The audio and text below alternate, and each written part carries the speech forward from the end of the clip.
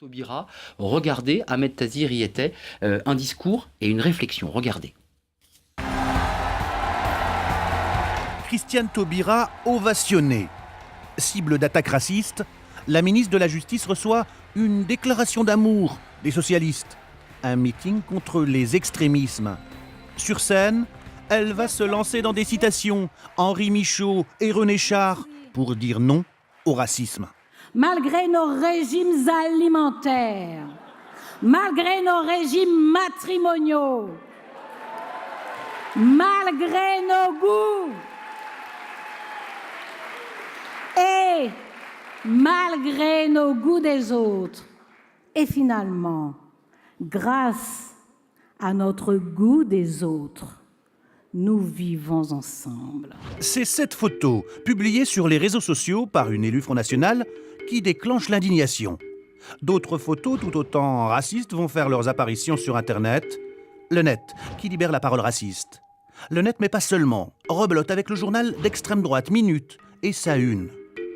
Alors question, la parole raciste est-elle en train de se banaliser?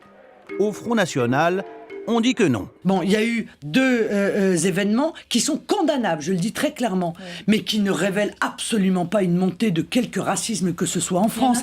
Il faut arrêter cela. Ça, c'est du bidon. Ça, c'est de l'enfumage. Si jamais vous avez ces pensées-là et que vous êtes au Front National, vous n'avez rien à y faire. Vous vous êtes trompé de porte. Au revoir. Voilà, et sans regret. Face aux attaques, une pétition antiraciste signée par près de 100 000 personnes. Anonymes, politiques ou artistes. Il se trouve que c'est une femme qui a un charisme énorme, qui représente pour moi les vraies valeurs de la gauche, qui n'est pas le cas pour tous les gens de gouvernement, pour moi, et qu'on la laisse dans la merde, parce que c'est ce qui s'est passé, et que le mouvement vienne finalement de la base, des gens, de l'Internet, que des pétitions, je trouve ça formidable. La France est-elle raciste? En fait, on revient de loin. Retour en arrière.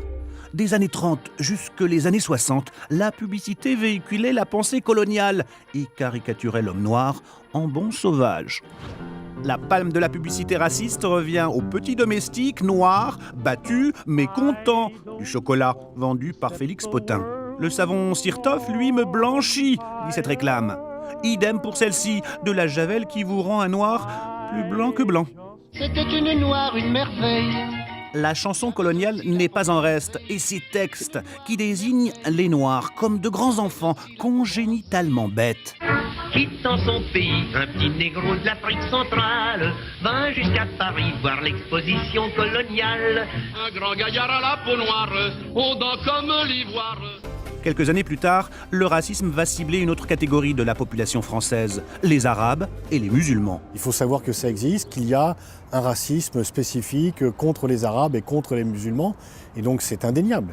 Il est indéniable que ce sont les Arabes et les musulmans qui souffrent le plus du racisme en France, même si je pense qu'ils en souffrent moins qu'il y a une vingtaine d'années. Quant aux statistiques récentes, elles font état d'une augmentation de 23% de 2011 à 2012 des actes racistes, antisémites ou anti-musulmans, sans que la distinction ne soit faite entre ces catégories. Voilà l'histoire et le présent sujet d'Ahmed Tazir. Georges